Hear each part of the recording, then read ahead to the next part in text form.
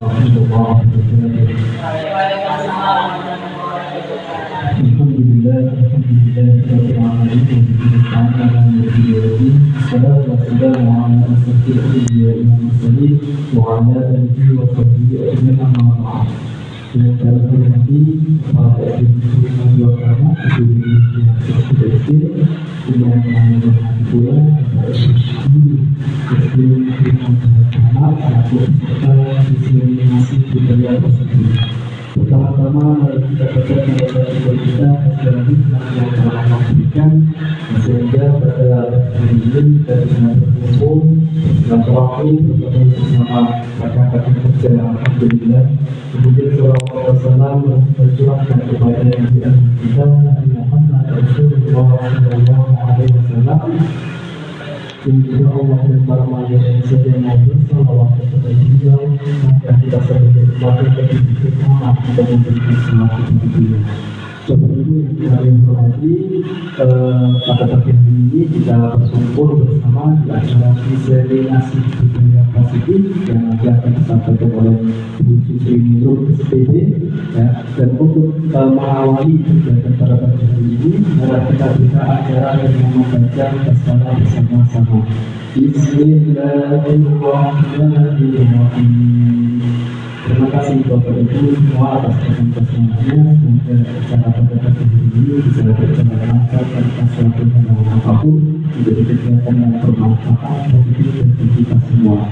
Amin. Untuk selanjutnya kita akan mengulangi doa dan Allah akan saya bacakan sendiri dan akan saya ikuti dengan memudahkan acara yang akan berjalan. Bismillahirrahmanirrahim. Alhamdulillahirabbil alamin. Hamdan syakirin, hamdan ma'amin, hamdan lillahi ala kulli shay'in masjidah. Ya Rabbana lakal hamdu kama yanbaghi li jalali wajhika. Allahumma inni nas'aluka as-salama fid din wa 'afiyatan fil jasad wa salamatan fil 'amal wa daratan fil qawlan qabla al-maut wa rahmatan 'inda al-maut wa maghfiratan ba'da al-maut. Allahumma hawwin 'alaina fi sakaratil maut wa najjina min nar. ربنا لا تزغ قلوبنا بعد إذ هديتنا وهب لنا من لدنك رحمة إنك أنت الوهاب. ربنا هب لنا من أزواجنا وذرياتنا قرة أعين واجعلنا للمتقين إماما يا الله. رب هب لي من الصالحين، رب هب لي من الصالحين، رب هب لي من الصالحين. ربنا آتنا في الدنيا حسنة وفي الآخرة حسنة وقنا عذاب النار. سبحان ربك رب العزة عما يصفون وسلام على المرسلين والحمد لله رب العالمين. Dari itu semua bacaan doa semoga acara kita bisa diridhoi oleh Allah Subhanahu wa Ta'ala. Untuk acara selanjutnya yaitu sambutan dari Ibu Kepala Sekolah SD Bunga Pertama. Kepada beliau diberi mediasi waktu tempat dan dipersilakan. Assalamualaikum warahmatullahi wabarakatuh. Bersyukur kepada Allah. Alhamdulillah di pagi ini kita bisa melaksanakan acara diseminasi untuk khusus sindrom SPD hari ini Jumat. Mudah-mudahan berjalan dengan lancar. Untuk para dan ibu-ibu, saya ucapkan terima kasih pribadi saya, khusus mungkin juga berterima kasih Ibu. Semoga nanti terlaksana dengan baik. Kita ambil nanti sisi pembelajarannya di Bapak dan Ibu. Silakan diikuti, mudah-mudahan lancar, sukses sampai selesai. Amin Ibu. Terima kasih. Assalamualaikum warahmatullahi wabarakatuh. Assalamualaikum warahmatullahi wabarakatuh. Sebelumnya mohon maaf atas waktu yang hari ini saya diseminasi budaya positif akhirnya menyita waktu Bapak Ibu yang tadinya harus di kelas akhirnya bisa berkumpul di acara diseminasi budaya positif. Kalau atur nuwun sangat Bapak Ibu atas kerelaannya. Pertama-tama kita panjatkan puji syukur kehadirat Allah Subhanahu wa Ta'ala yang telah melimpahkan rahmat dan hidayahnya sehingga pada siang hari ini kita bisa melaksanakan acara kami, yaitu tugas diseminasi budaya positif. Kemudian yang kedua, salawat dan salam kita haturkan kepada Nabi Muhammad SAW. Mudah-mudahan mendapatkan syafaatnya di yaumul akhir. Ya, Pak. Sebelum kita memulai acara, mari kita bersama-sama biar semangat ya, kita melakukan tepuk sukses. Mari bersama-sama tepuk sukses. Di hatiku ada cinta, di mulutku Ada doa, di tanganku ada karya. sukses. Sukses, sukses. Yes. Satu kali lagi biar kompak. Tepuk semangat. Di hatiku ada cinta, Ulangi. Tepuk semangat. di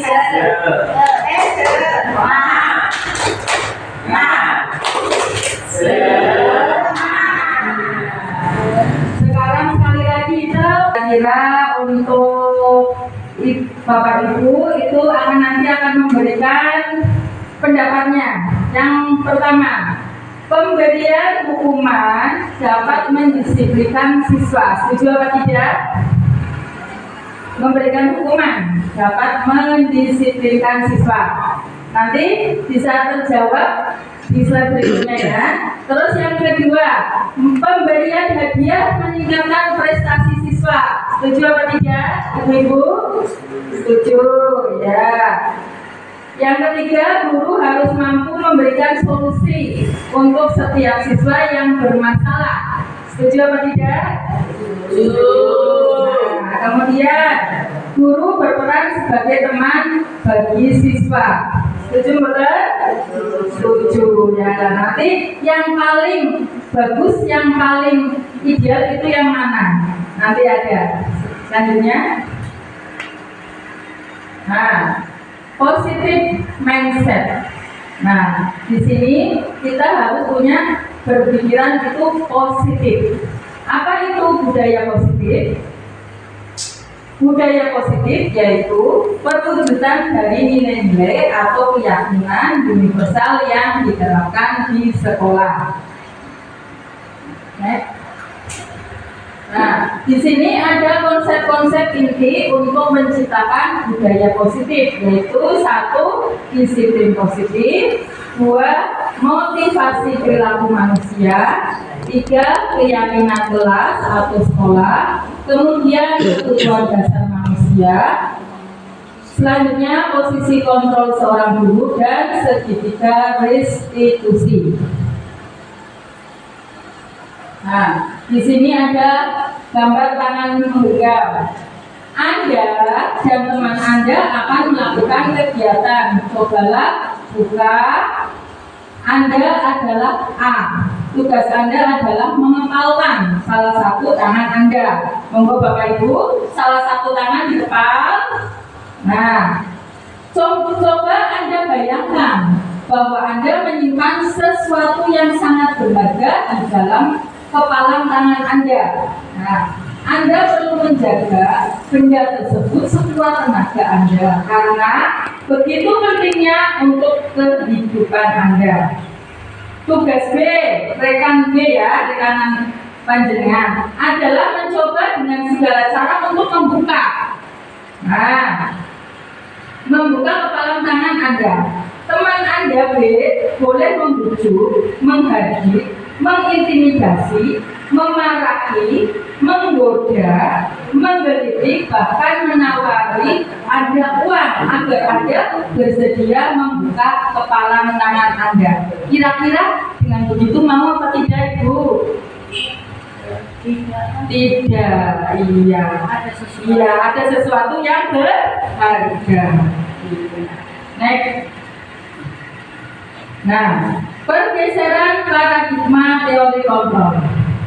1. Ilusi guru mengontrol murid. Dengar apa tidak Bapak Ibu? Ilusi guru mengontrol murid. Sebenarnya yang mengontrol murid itu bukan guru Bapak Ibu, tapi murid itu sendiri. Contohnya, guru sudah mengumumkan, sudah menerapkan PR harus dikerjakan. Ternyata ada anak yang melanggar, PR tidak dikerjakan. Berarti hal itu yang mengontrol Bapak Ibu guru atau anaknya itu sendiri? Ternyata yang mengontrol anaknya itu sendiri, bukan ibu atau bapak guru. Kemudian ilustrasi bahwa semua penguatan positif, efektif, dan bermanfaat. Penguatan positif, efektif, dan bermanfaat. Misalnya, anak tersebut mendapat reward, ya. Kemudian anak itu bersemangat, saya akan melakukan sesuatu biar mendapatkan reward. Itu berarti penguatan yang positif. Tapi hal tersebut tidak boleh diterapkan terus-menerus, karena kan kita nggak mungkin kasih reward setiap saat. Dan anak tersebut juga akhirnya tergantung. Saya mau melakukan sesuatu karena saya mendapatkan hadiah seperti itu. Nah, untuk yang ketiga, ilusi bahwa kritik dan membuat orang merasa bersalah dapat menguatkan karakter. Kritik, kadang anak dikritik itu kadang tambah manut atau tambah bangkang di Bapak Ibu. Tergantung anaknya ya. Ada yang manut, ada yang bangkang. Kemudian ilusi bahwa orang dewasa memiliki hak untuk memaksa. Nah, di sini orang dewasa itu tidak boleh mempunyai hak untuk memaksa, tapi kita harus menuntun, mengarahkan pada anak-anak yang belum bernalar. Anak-anak kadang apalagi kelas 1 itu nalarnya belum seperti orang dewasa. Next. Nah, di sini bagaimana seseorang bisa berubah dari paradigma stimulus respon kepada pendekatan teori kontrol. Di sini ada stimulus responnya. Realitas kebutuhan kita sama. Teori kontrolnya, realitas kebutuhan kita berbeda. Nah, kemudian semua orang melihat yang sama. Teori kontrolnya, setiap orang memiliki gambaran yang berbeda. Kemudian kita mencoba mengubah orang agar berpandangan sama dengan kita. Kita berusaha memahami pandangan orang lain tentang dunia. Kemudian orang lain bisa mengontrol saya. Teori kontrolnya hanya ada yang bisa mengontrol diri Anda. Selanjutnya, saya bisa mengontrol orang lain, Anda tidak bisa mengontrol orang lain. Pemaksaan Anda pada saat rujukan gagal. Kolaborasi dan konsensus menciptakan pilihan-pilihan baru. Kemudian model berpikir menang atau kalah. Model berpikir menang-menang. Seperti itu. Next. Disiplin positif. Disiplin positif merupakan salah satu cara penerapan disiplin yang bertujuan untuk menumbuhkan kesadaran serta memberdayakan anak untuk melakukan sesuatu tanpa sogokan, ancaman maupun hukuman. Di sini sudah diterapkan di profil belajar Pancasila ya. Di sini ada nilai-nilai kebajikan universal. Di situ ada berapa profil belajar Pancasila, Bapak Ibu? Ada 6. Yang pertama, beriman, bertakwa kepada Tuhan Yang Maha Esa dan berakhlak mulia. Kemudian kebinekaan global, bergotong royong, kreatif, bernalar kritis, serta mandiri. Nah, di sini ada motivasi perilaku manusia. Ada 3 motivasi perilaku manusia. Yang pertama, menghindari ketidaknyamanan hukuman. Kemudian, mendapat imbalan atau penghargaan. Terus, menghargai diri dan menjadi orang yang mereka inginkan. Kira-kira Bapak Ibu pilih yang mana ya yang tepat? Apa menghindari ketidaknyamanan atau hukuman, atau mendapat imbalan atau penghargaan, atau menghargai diri dan menjadi orang yang mereka inginkan? Yang ketiga, iya, tepat sekali, menghargai diri dan menjadi orang yang mereka inginkan. Kalau menghindari ketidaknyamanan atau hukuman, itu biasanya dilakukan anak-anak.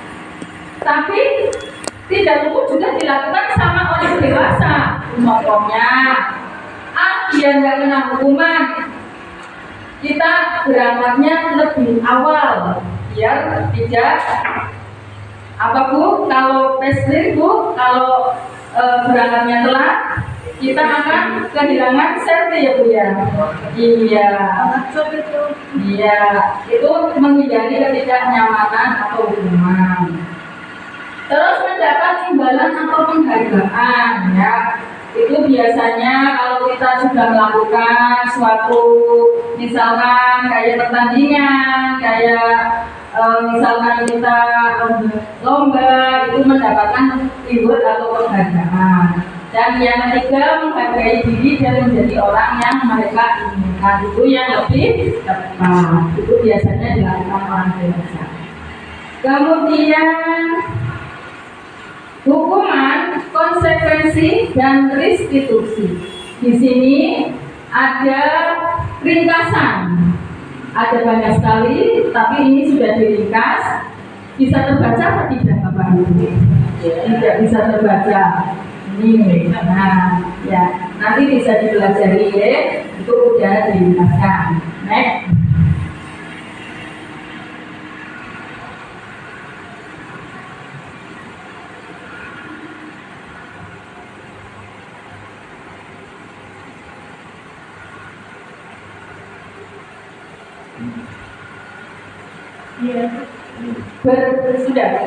Berdasarkan bagian di atas berikut adalah penjelasan tentang hukuman, konsekuensi, dan restitusi. Yang dimaksud hukuman itu tidak terencana, bersifat satu arah, bisa berupa hukuman fisik, psikis, atau kata-kata kasar. Apabila anak-anak kita melakukan misalkan terlambat, nah terlambat itu sudah direncanakan atau tidak? Kan tidak. Nah itu biasanya akan mendapatkan hukuman fisik, psikis, atau kata-kata kasar. Kemudian konsekuensi, bersifat terencana, sudah disepakati, bentuk-bentuk konsekuensinya dibuat oleh pihak guru atau sekolah. Konsekuensi itu misalkan kamu harus belajar, biar apa? Biar nilainya tinggi. Itu ada konsekuensinya. Ya. Kemudian misalkan Pak Guru PJOK, kamu push up karena kamu tadi tidak sesuai dengan aturan Bapak untuk mengitari lapangan 5 kali, kamu 2 kali, kamu push up. Nah itu konsekuensinya kayak gitu. Jadi bukan hukuman tapi konsekuensi. Beda dengan hukuman. Kalau hukuman itu tidak terencana, tiba-tiba ya. Kemudian yang ketiga, restitusi. Apa itu restitusi? Adalah proses penciptaan kondisi bagi murid untuk memperbaiki kesalahan mereka, sehingga mereka bisa kembali pada kelompok mereka dengan karakter yang lebih kuat seperti itu. Nah, di sini kita tidak boleh memarahi anak, ya, tapi kita harus menuntun mengarahkan ke yang lebih baik. Baik. Konsekuensi atau hukuman. Nah, mencatat 100 kali di dalam buku kalimat saya tidak akan terlambat lagi karena terlambat ke sekolah. Nah, mencatat 100 kali di dalam buku itu merupakan hukuman apa konsekuensi dulu, Bapak? Merupakan konsekuensi yang berpendapat konsekuensi itu budenu hukuman, kukus hukuman. Ya, coba nanti bisa dilihat ya. Kemudian lari mengelilingi lapangan basket 2 kali karena terlambat hadir di sekolah. Itu merupakan hukuman atau konsekuensi? Hukuman. Kemudian yang ketiga, membersihkan coretan yang dibuatnya di meja tulis. Konsekuensi. Murid diminta untuk push up 15 kali karena tidak menggunakan masker di sekolah. Hukuman. Berdiri di depan kelas sambil mengangkat kaki 1 karena tidak bisa menjawab pertanyaan. Hukuman. Memberikan WC karena merusak pensil teman. Lari keliling lapangan karena terlambat 10 menit saat pelajaran PJOK. Itu hukuman. Ya, jadi nanti lebih paham materinya ke dalam lagi Bu, ya. Dihukum oleh penghargaan. Yang dimaksud gimana ya ini? Pengaruh jangka pendek dan jangka panjang. Nah ini yang dimaksud dihukum oleh penghargaan, pengaruh jangka pendek dan jangka panjang. Misalkan kayak tadi, anak tersebut mau melakukan kegiatan, mau melakukan suatu apa yang diberitakan guru itu karena ada penghargaan. Nah, boleh-boleh saja kalau itu dilakukan dalam jangka pendek nggak masalah. Nah, kalau misalkan dilakukan jangka panjang, selalu kayak gitu terus, berarti kan anak itu selalu tergantung pada suatu penghargaan. Itu seperti itu. Kemudian penghargaan tidak efektif. Yang dimaksud penghargaan tidak efektif, misalkan kita kok mendapat ada anak yang ranking 1 mendapat hadiah, kemudian ranking 2 tidak mendapat hadiah. Nah, otomatis yang ranking 2 kan merasa kecewa. Nah, hal tersebut termasuk penghargaan yang tidak efektif. Kemudian penghargaan merusak hubungan. Nah, misalkan gini, ada yang ranking 1 dapat penghargaan, kemudian ada yang tidak ranking, dia sombong. Nih, aku dapat penghargaan, mendapat hadiah ini. Nah, anak yang nggak mendapat hadiah akhirnya akan merasa malu, minder. Nah, itu akan merusak hubungan dengan teman-temannya. Kemudian penghargaan mengurangi ketepatan. Seperti tadi yang dijelaskan yang di poin kedua sama. Kemudian penghargaan mengurangi kualitas, sama juga. Penghargaan mematikan kreativitas. Nah, itu seperti yang kedua. Jadi penghargaan itu baik, tapi kalau misalnya tidak tepat, tidak sesuai, akan mematikan kreativitas anak tersebut. Kemudian penghargaan mendukung motivasi diri dalam diri sendiri.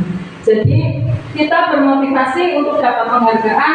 Kalau tidak dapat penghargaan berarti kita tidak termotivasi, kita malas-malasan. Lanjut. Nah, mengapa keyakinan kelas? Keyakinan kelas bukan peraturan kelas. Nah, itu ada perbedaan keyakinan kelas dan peraturan kelas. Di sini, mengapa kita memiliki peraturan tentang penggunaan helm pada saat mengendarai kendaraan roda 2 atau motor. Nah, di sini kita melakukan memakai helm itu menurut panjenengan semua itu merupakan peraturan atau keyakinan Bapak Ibu? Dua-duanya, ya, laras. Di sini saya akan jabarkan kalau yang merupakan peraturan memakai helm. Kira-kira yang membuat peraturan itu Bapak Ibu atau dari pihak aparat? Pihak aparat itu namanya peraturan. Nah, kita melakukan peraturan itu biar tidak ditilang, ya. Biar tidak ditilang, jadi kita tertib pakai helm. Nah, tapi kalau kita melakukan pakai helm atas biar kita selamat, ya, biar kita selamat, itu berarti keyakinan pada diri kita. Nggak usah kita harus mengikuti peraturan, tapi kita punya keyakinan, oh ya, pakai helm itu biar selamat. Jadi ada perbedaan antara keyakinan dan peraturan. Bisa dipahami ya, Bapak Ibu? Ya. Kemudian, mengapa kita memiliki peraturan tentang penggunaan masker dan mencuci tangan setiap saat? Nah, kalau seperti itu, yang dimaksud peraturan itu yang bagaimana? Yang keyakinan itu bagaimana? Monggo, ada yang mau berpendapat, Bapak Ibu? Kita memiliki peraturan tentang penggunaan masker. Nah, kalau kita beranggapan penggunaan masker itu merupakan peraturan, itu biasanya itu kalau nggak pakai masker nanti bisa, kalau dulu didenda apa ya? Kalau waktu zamannya COVID, nah seperti itu. Kalau menurut keyakinan, itu pemakaian masker itu untuk kesehatan kita. Cuci tangan juga untuk kesehatan kita. Seperti itu Bapak Ibu perbedaannya antara peraturan dan keyakinan. Nah, keyakinan kelas dibuat berdasarkan kesepakatan antara guru dan siswa bersifat universal. Kemudian peraturan biasanya dibuat oleh guru bersifat satu arah. Nah, kalau keyakinan itu dibuat berdasarkan kesepakatan, tapi kalau peraturan itu bersifat satu arah, biasanya dibuat oleh Bapak Ibu guru. Kalau keyakinan itu kedua belah pihak antara guru dan siswa. Intinya seperti itu, ya. Kemudian prosedur pembentukan keyakinan sekolah atau kelas, yaitu satu, mempersilahkan warga sekolah atau siswa untuk mencurahkan ide tentang peraturan yang akan disepakati. Kemudian mencatat semua masukan, ganti kalimat negatif menjadi positif. Kemudian tinjau kembali curahan pendapat yang terkumpul dan tersusun menjadi keyakinan kelas di sekolah. Kemudian tinjau ulang keyakinan kelas yang sudah tersusun dengan menandatangani keyakinan kelas di tabel di dinding kelas. Saya coba untuk jabarkan Ibu. Sebentar Pak, saya jabarkan dulu. Untuk mencatat semua masukan, ganti kalimat negatif menjadi positif. Contohnya, ada kalimat negatif. Jangan buang sampah sembarangan. Nah, lebih baik diganti menjadi kalimat positif. Jagalah kebersihan. Ya.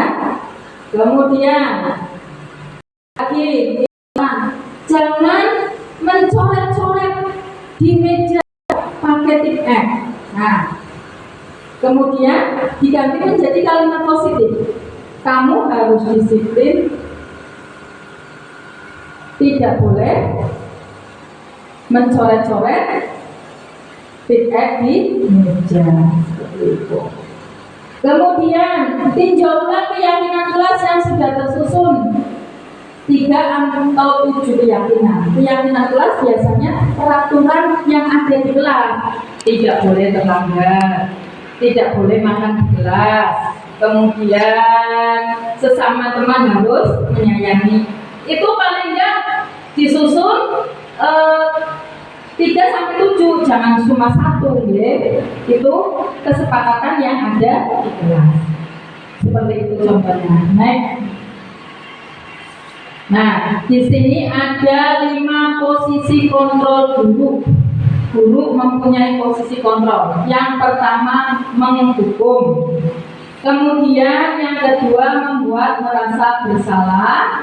yang ketiga menjadi teman, dan yang keempat pemantau, yang kelima menjadi manajer. Next. Nah, berikut contoh video posisi kontrol guru. Bapak Ibu monggo dibersiani untuk videonya.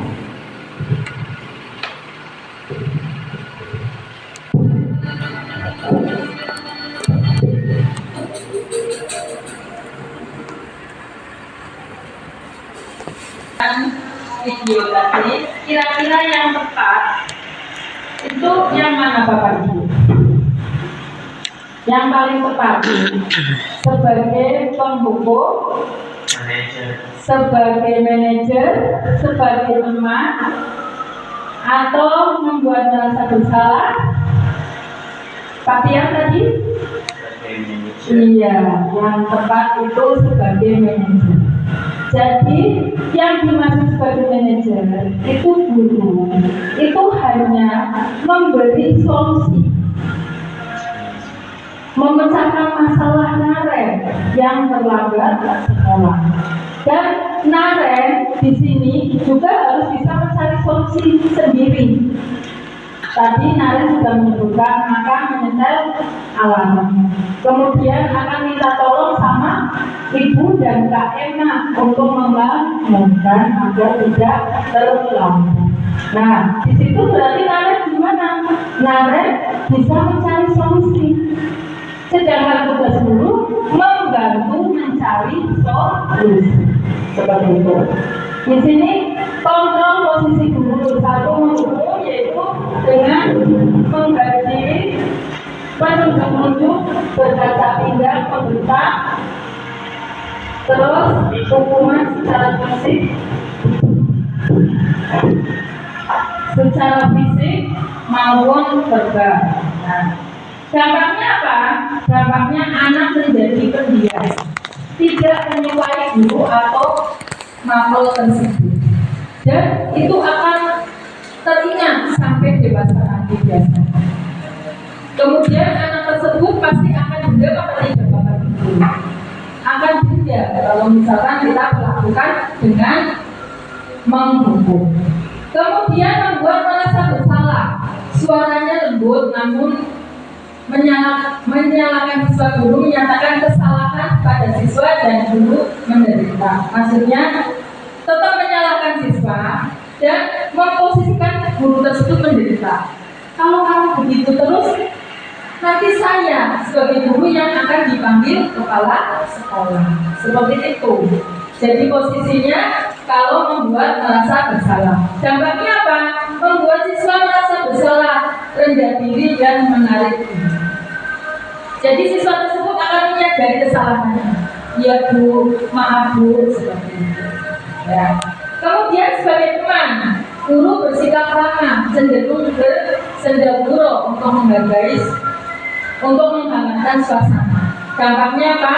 Murid tergantung pada satu orang guru, membuat siswa tidak mandiri.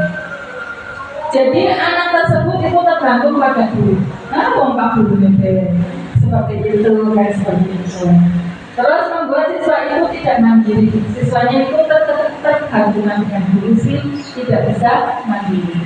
Kemudian selanjutnya pemantau. Nada bicara dan ekspresi data identitas berhasil pemantau tetap memantau saat siswa diberi sanksi. Dampaknya apa? Menghitung hadiah atau hukuman yang diberi tanpa melihat nilai kebajikan, tidak sepenuhnya mandiri. Kemudian guru sebagai manajer, suara netral, tercipta identitas positif, berhasil mengajukan pertanyaan bermakna, membantu siswa memecahkan masalah. Dampaknya murid mandiri memecahkan masalah sendiri. Seperti itu biasanya. Next. Kemudian kebutuhan dasar manusia.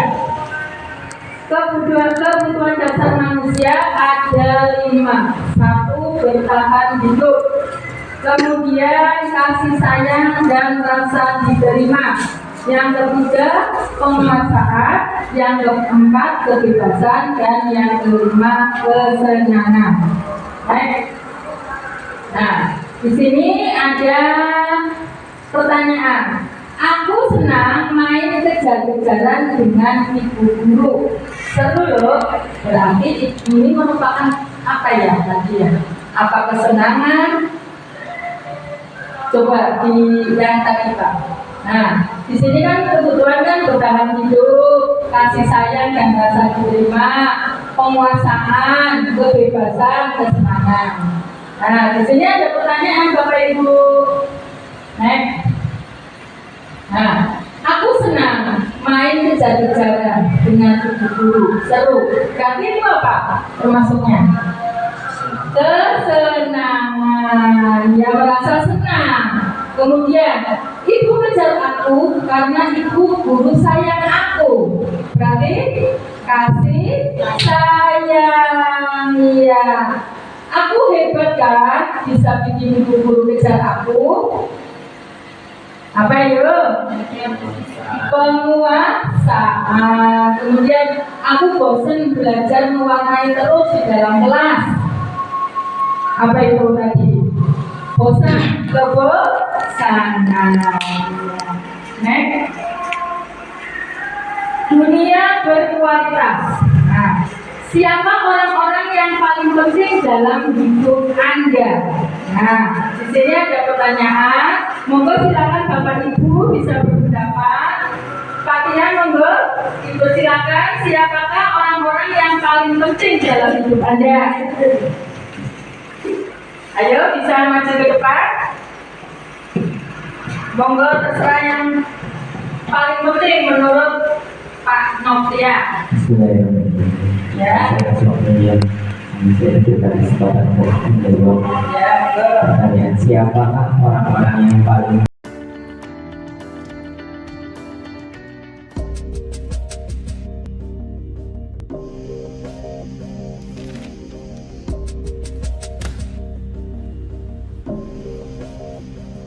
Naren,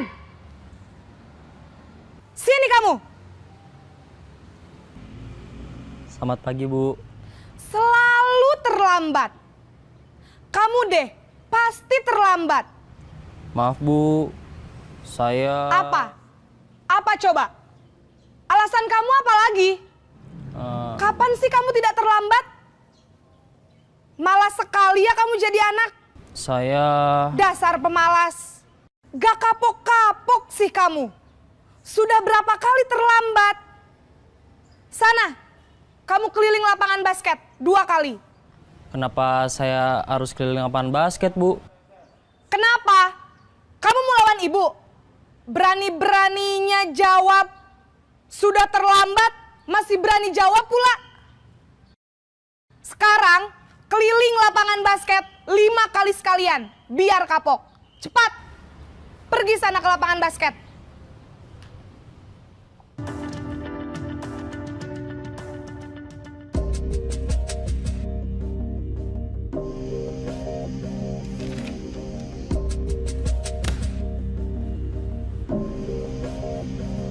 Naren!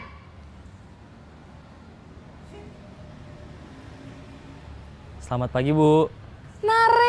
Naren. Kamu kenapa terlambat lagi, nak?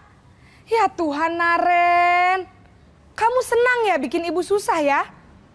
Kalau kamu terlambat lagi, nanti ibu yang ditegur bapak kepala sekolah, nak.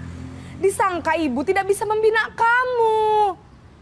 Duh, gimana ini? Maaf, Bu. Duh, Gusti Naren. Kamu suka ya kalau ibu ditegur bapak kepala sekolah? Terus, sekarang ibu harus tulis apa ini di buku absen? Ini kamu sudah sering terlambat loh. Ibu harus apa coba? Maaf, Bu. Maaf sekali. Ya sudah, lain kali jangan bikin ibu susah lagi ya, nak ya. Ibu tidak akan kuat lagi kalau kamu begini terus. Bisa jantungan kalau ibu ditegur bapak kepala sekolah. Sana cepat ke kelas. Maaf ya, Bu. Maaf sekali. Naren!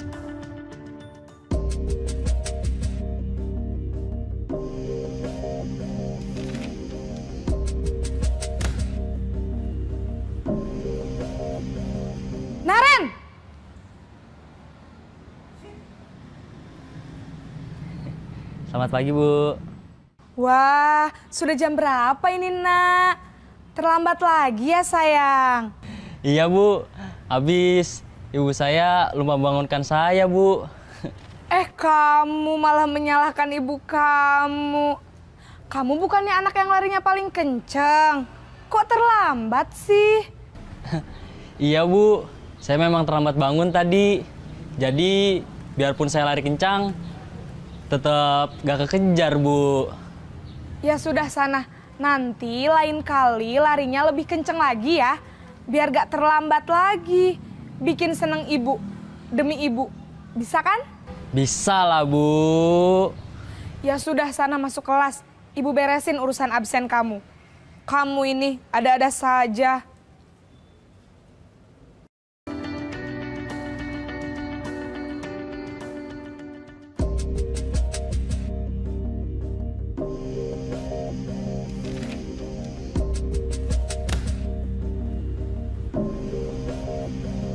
Naren!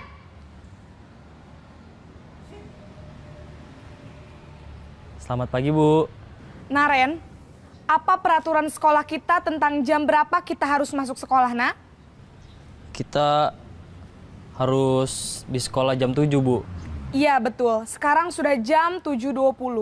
Naren sudah tahu konsekuensinya jika terlambat hadir. Paham, Bu. Saya harus tinggal kelas pas jam istirahat selama 20 menit. Iya, benar. Konsekuensinya demikian. Jadi nanti jam 9.30 pas istirahat, kamu harus tinggal di kelas, kerjakan tugas tambahan untuk ketertinggalan kamu, ya? Baik, Bu.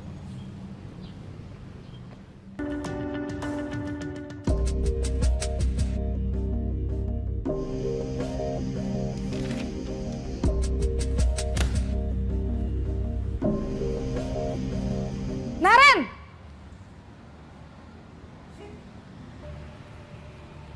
Selamat pagi, Bu. Selamat pagi, Naren. Maaf, Bu. Saya terlambat. Iya, sekolah masuknya jam 7, sekarang sudah jam 7.20. Jadi sekarang bagaimana ini, Naren? Maaf, Bu. Saya lupa setel alarm saya semalam. Baiklah, menurut kamu, keyakinan sekolah yang mana yang perlu kamu tingkatkan? Menghargai diri sendiri dan orang lain mungkin ya, Bu. Setuju.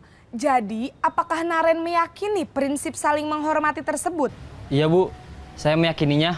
Apakah Naren bersedia memperbaiki masalah keterlambatan ini? Bersedia, Bu. Bagaimana kamu akan perbaiki masalah keterlambatan ini? Saya akan coba untuk tidak lupa menyetel alarm saya, Bu. Baik, kalau Naren lupa menyetel alarm di rumah, ada orang yang kira-kira bisa bantu mengingatkan tidak? Ada, Bu. Kakak saya, Kak Ema. Ada lagi selain Kak Ema? Selain Kak Ema, ada ibu saya. Baik, jadi yang mengingatkan Naren adalah Kak Ema dan ibu kamu ya?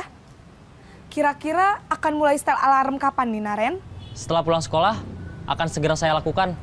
Baik, jadi Naren akan setel alarm untuk bangun besok pagi dan akan diingatkan oleh kakak dan ibunda Naren ya. Ada lagi yang mungkin perlu dilakukan, Naren? Agar tidak terlambat bangun lagi. Tidak ada, Bu. Baik, Naren.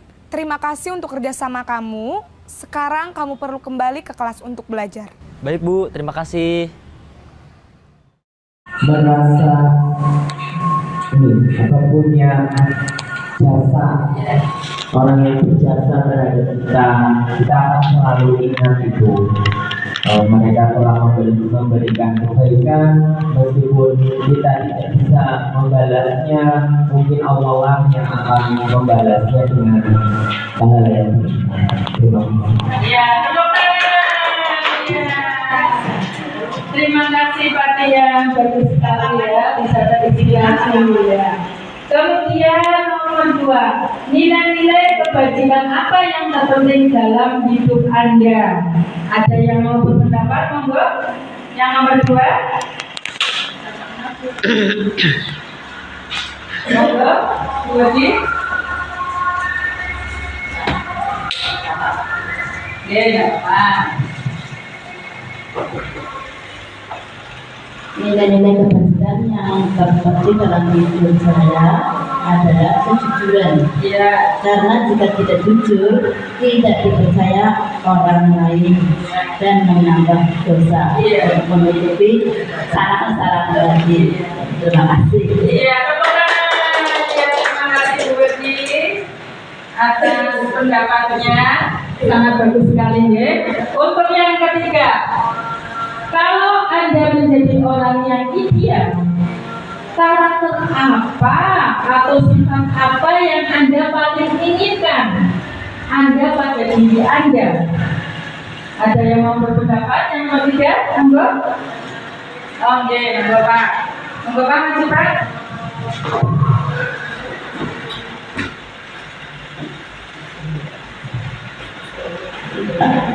Terima kasih atas waktunya membawakan apa tersebut. Selamat jawab. Percaya diri karena sifat percaya diri itu sulit dikatakan. Jadi yang poin pertama. Yang kedua adalah sifat karakter yang paling saya inginkan dan juga berarti tidak menikmati. Ya. Oke, terima kasih teman-teman. Terima kasih kamu atas pendapatnya sangat bagus sekali ya. Sangat menginspirasi bagi kita semua. Kemudian yang keempat, apa pencapaian Anda yang Anda sangat banggakan? Pencapaian, monggo, ya. Lagi, Tidak terbaik, senang. ya. Monggo.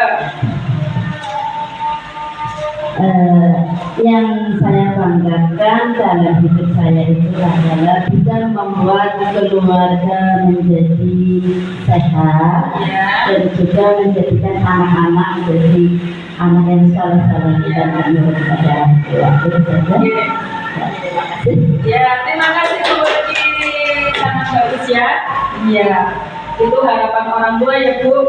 Semua keluarga sehat dan anak-anak menjadi anak yang soleh. Amin. Kemudian yang kelima, apa pekerjaan ideal bagi Anda? Monggo, nomor 5.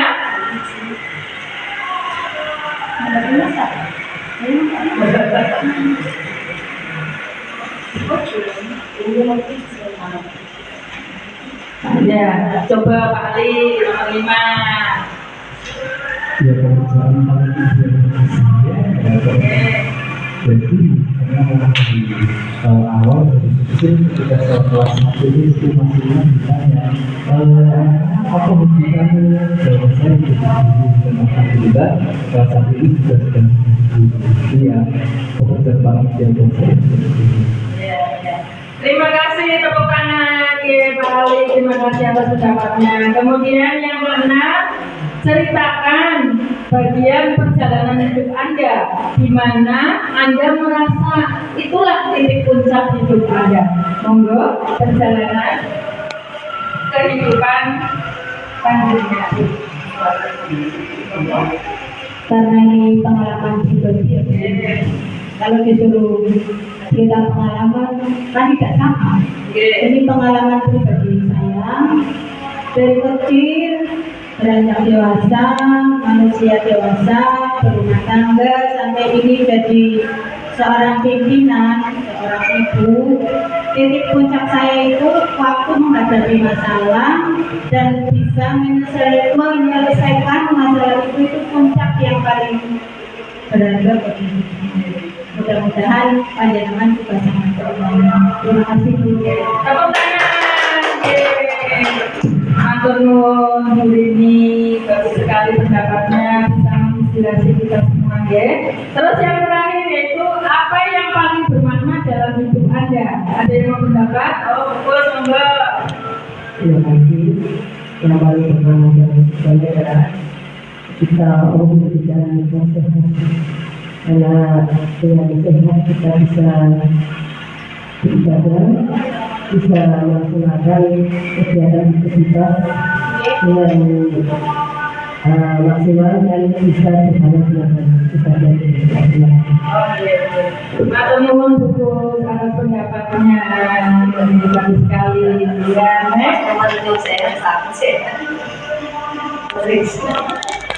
Nah, di sini ada segitiga restitusi. Yang pertama yaitu menstabilkan identitas.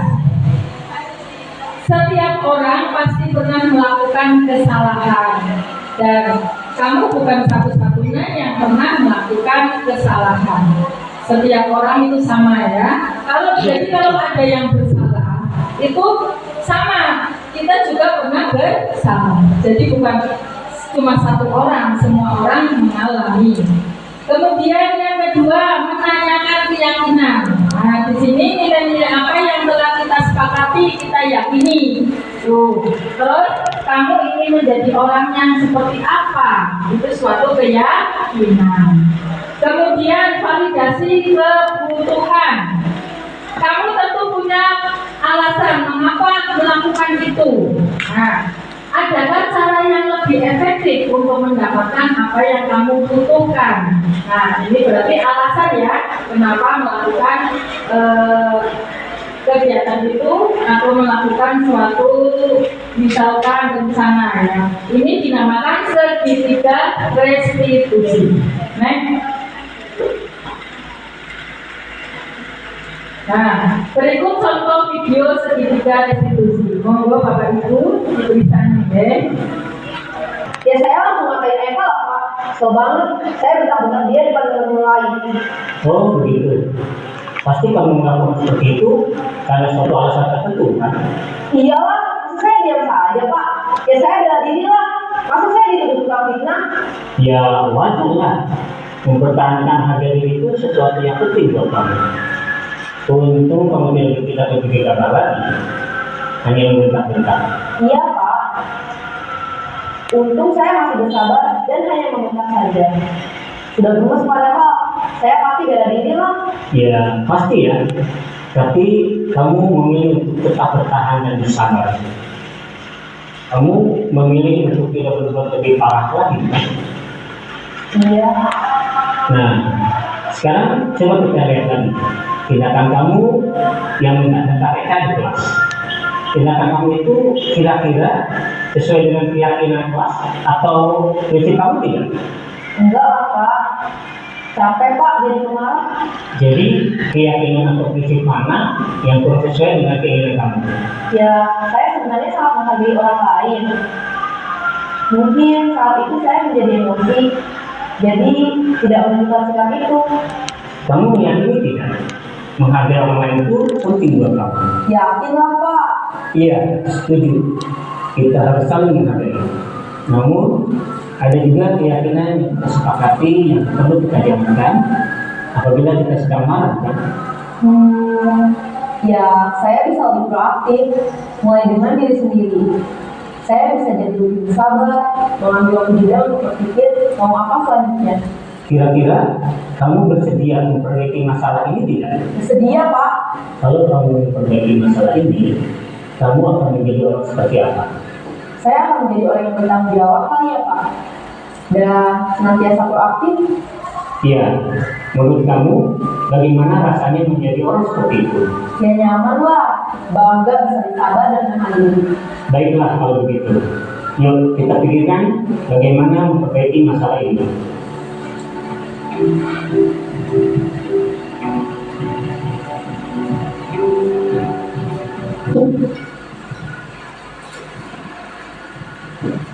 Naik Pak. Ya, saya ulas sebentar untuk yang video tadi. Berarti di situ anak tersebut marah-marah dengan temannya ya. Tapi di situ ada seorang bapak gurunya memberikan solusi untuk mengatasi masalah itu harus bersikap bagaimana. Ternyata anak tersebut akhirnya bisa mencari solusi sendiri. Di situ seorang guru sebagai manajer. Kiranya cukup, terima kasih, bergerak. Wassalamualaikum warahmatullahi wabarakatuh.